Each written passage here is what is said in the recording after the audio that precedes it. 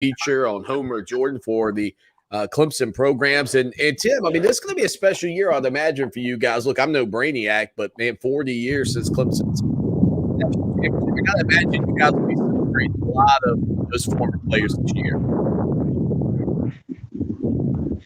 You're kind of breaking up on me for some reason. Can you hear me? Yeah, I got you. You sound good. Okay, now I got you. Yeah, I had to move around a little bit to get it better. I'm actually down in Myrtle Beach for a little R&R. Oh, nice. Look at there, the condos in the backdrop. Okay. So I was working on a story on Homer Jordan, so just in a nice, relaxing atmosphere down here. But yeah, this is the 40-year anniversary of the national championship of 1981, of course. So I'm doing a series of program stories this year, one in each program, kind of on personalities or major accomplishments that took place during that season. And, the first one is Homer Jordan. And people really don't realize what, he did. He was just the second African-American quarterback to lead a team to the national championship. The first to do it with a team in the South. Sandy Stevens at Minnesota was the first in 1960, but Homer was the first African-American quarterback to do it for a team in the South, and 13 quarterbacks have done it. African-American quarterbacks have done it since him, so he kind of got the ball rolling, so to speak. That's a stat I didn't realize. And you talk about the personality, Tim, of these guys. That's the thing. Like, I think today it's easy to imagine, okay, Clemson had the national title in 81, and that makes a reason that you might say, hey, come to Clemson, we can win a national title. But prior to that, you how do you sell that, And I think it just speaks to Danny Ford's ability to communicate and find players that believed in his message.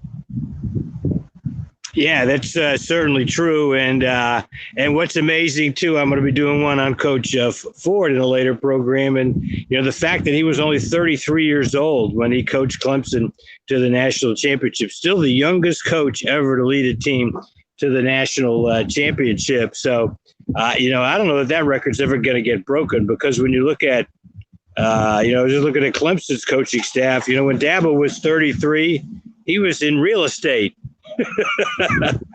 He wasn't even coaching, and all the other coaches, of course, on staff. He's got a great staff, but they were just very few coaches, if any, are head coaches that young. Of course, Danny came to Clemson in 77 as an assistant, so he was 29 when he became the head coach there in December of 1978. So, Tim, let me ask you, there's also that parallel between Dabo Swinney and Coach Ford, that neither of those two guys was a coordinator, and both have national titles. Are they the only two that have pulled that feat off, or are there others out there that you're aware of that have also accomplished that feat? I'm sure there are others. That's something I really have not studied, but it is rare. I can tell you, of course, the day that Dabo was hired, that's what everybody in the national media was saying, that, Clemson hired a guy who's never even been a coordinator before. And, there was a famous article by Pat Forty on ESPN.com that said it was a D- hire, I think is how he termed it. But most of the people, said that just because they didn't really know him outside of Clemson. Now, Clemson people knew that of the 85 guys on scholarship, the day he became the interim coach, he had signed 38 of them.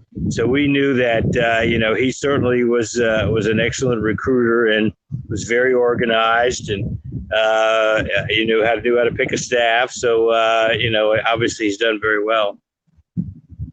Incredible the run that these guys have been on, but it all got started, really, if you look back to that 81 team. Now, one of the Easter eggs I spoke of earlier, and you probably heard this before we went to that first break, was the fact that a couple of years ago, and I don't know if this is the norm, but if you lined up those magazines, the pregame programs in order from the first game to the last game, They formed the stripes on the Clemson helmet.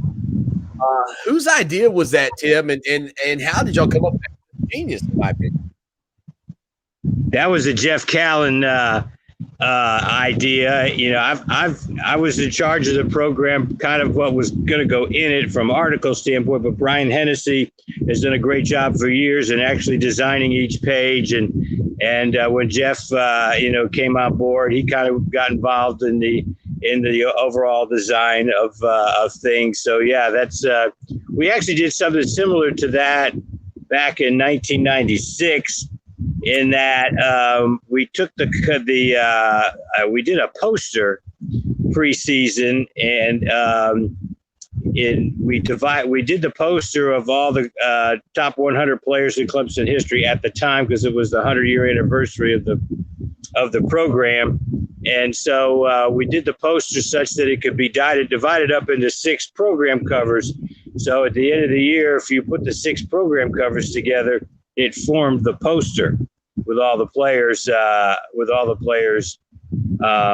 it. So I actually got that idea from my good buddy at Notre Dame, John Heisler, who did the same thing in 1987 with pictures of great players. And so actually there was something he was missing. He didn't have any video of what it looked like when the Notre Dame team ran on the field for this 1977 Southern Cal game. And I had a tape of that game. So I sent it to him. And so as a thank you for sending him that game, he did a little drawing of me as a cheerleader on the bottom right-hand corner of the Southern Cal program that year. So I'm actually on the cover with Joe Montana and some others, very small, but he worked me in there. Never let it be said that Tim Bourret has not been on a Notre Dame Fighting That's right. I have been on the cover of a Notre Dame football program. Tim, get back to the beach. Thanks for stopping by. We appreciate you.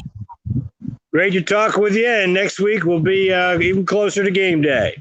Man, it'll be a good one. Thank you, Tim. Great stories there from the beach with Tim Bourret here on the show that shakes the Southland. How about that? Tim Bourret on the cover of a Notre Dame program. That's awesome. We'll hit a break. Stay with us. I'm Mark Morial, President and CEO of the National Urban League. Peace is